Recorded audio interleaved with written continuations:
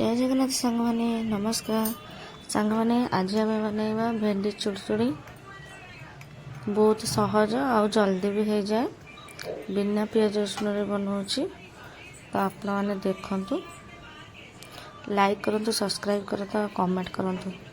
देखो सांग मैंने मुझे भेंडी नहीं जाइए धोईकी एमती छोट छोट करके काटिनेबी आ तेल गरम करके एथरे भाजीदेवी सांग मैंने आशा करुँच आपण मैंने बहुत भल थे मु भी बहुत भल अच्छी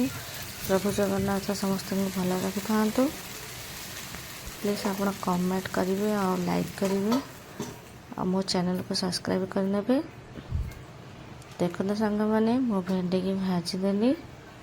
एबे आमे भेंडी पाई मसला रेडी करवा तेल गरम हो जाइए तो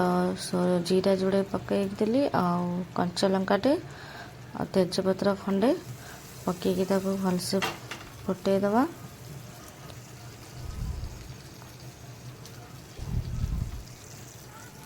सांग मैंने देखी जदि मो वीडियो आपण मानक भल लगे तो आपण मैंने प्लीज़ सब्सक्राइब करदेवे लाइक करदेवे कमेंट करदेवे सेमती चली जानी देखो सांग मैंने मु टमाटो पकईदेली एबे टमाटो को एथरे भाजीबी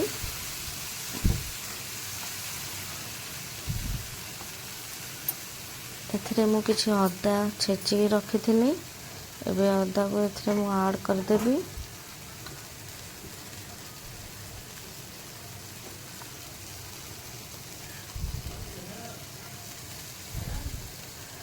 अदा को भी भलसे मिक्स करदेबा टमाटर सहित तापर एथिरे आमे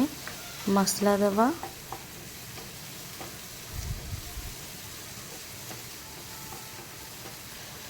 आपण मैंने एमती भेंडी की थोड़े बनईकी खातु आ घर लोक खाइबा दिंतु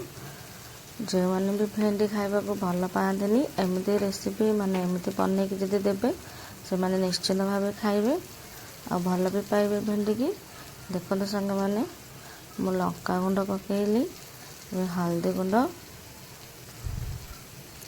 अल्प गरम मसला अल्प धनिया पाउडर अल्प जीरा गुंड करी पाउडर देदवा जी देवा स्वाद अनुसार जी आम जिनस अच्छी देखिकी मसला मसली पकेबे एबे आम एथे पानी ऐड करदबा मसला सिझिबो आउ टमाटर भी सिझिबो देखो सांग मैंने एबे आमे मसला और टमाटर को सिझापी किसी समय छाड़ीदबा एबे एथे लुण अल्प देदेबा जहाँ द्वारा टमाटर आमर भलसे सिझीज आ मसला भी बहुत टेस्ट मसला भी टेस्ट आसबो एबे आमे टमाटर को भलसे मिक्स करनबा टमाटो बहुत भलसे मिक्स हो गला आ पानी भी आमर मरी जाइए तो ये आम जो छाणी कर रखी भाजी कर रखी भेंडी ताको आम ऐड करनबा एबे आम भेंडी को मसला सहित भलसे मिक्स करनबा भेंडी की मसला सहित भलसे मिक्स हो गला परे एथिरे आम स्वाद अनुसार लुण नहीं देमा आगु आम मसला सहित लुण नहीं तो ये देखिकी नबा ना लुणिया हो तो आम अल्प लुण नबा आगुरी नहीं तो ये अल्प लुण नहीं जावा तापर भेंडी आ मसला को भलसे लुण रे मिक्स कर नबा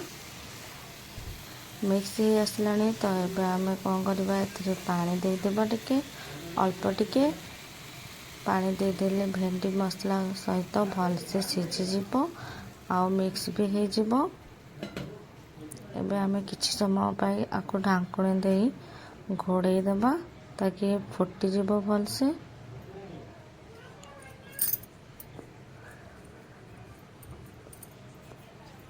देखो सांग मैंने मोर तो भेंडी चुड़चुड़ी एबे हो आसलानी आपण मैंने भी बनई खातु आ कमेंट करके कहतु मो वीडियो आपण मानक केमती लगिला आ प्लीज़ सब्सक्राइब करने ଦେଖନ୍ତୁ ସାଙ୍ଗମାନେ ଲାଷ୍ଟରେ ମୁଁ ଅଳ୍ପ ଜିରା ଗୁଣ୍ଡ ଆଉ ଗରମ ମସଲା ଅଳ୍ପ ଅଳ୍ପ ପକାଇ ନେଲି, ତା କଲର୍ଟା ଭଲ ଆସିଯିବ। ତାପରେ ଆମେ ବିନା ଢାଙ୍କୁଣୀରେ ଏମିତି କିଛି ସମୟ ପାଇଁ ତାକୁ ମିକ୍ସ କରି ନେବା। ସିଝିବାକୁ ଅଳ୍ପ 2 ମିନିଟ୍ ଆଉ ଦେଇଦେବା। ଭଲସେ ଫୁଟିଗଲେ ଭେଣ୍ଡି ଚୁରି ରେଡ଼ି ହେଇଯିବ। ଦେଖନ୍ତୁ ସାଙ୍ଗମାନେ, ଏବେ ମୋର ଭେଣ୍ଡି ଚୁରି ପୁରା ରେଡ଼ି ହେଇଗଲାଣି। ଏବେ ଆମେ ଗ୍ୟାସକୁ ବନ୍ଦ କରିଦେବା, ଅଫ୍ କରିନେବା।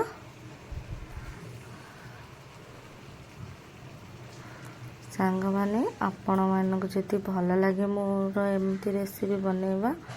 ଆଉ ଆପଣମାନଙ୍କୁ ଯଦି ଏମିତି ବନେଇକି ଖାଇଲେ ଭଲ ଲାଗେ ତ ପ୍ଲିଜ୍ ନିଶ୍ଚିନ୍ତ ବନେଇକି ଖାଇବେ। ଦେଖନ୍ତୁ କେମିତି ଦେଖାଯାଉଛି, ଆଉ ବହୁତ ସ୍ୱାଦିଷ୍ଟ ବି ହୋଇଥାଏ। ଥରେ ଏମିତି ବନେଇକି ଖାଆନ୍ତୁ,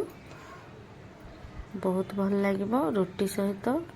କି ପରଟା ସହିତ ଭଲ ଖାଇବେ, ବହୁତ ଟେଷ୍ଟ ଲାଗିବ। ଦେଖନ୍ତୁ ସାଙ୍ଗମାନେ, ଏବେ ଆମର ରେଡ଼ି ହେଇଗଲା ଭେଣ୍ଡି ଚୁରି।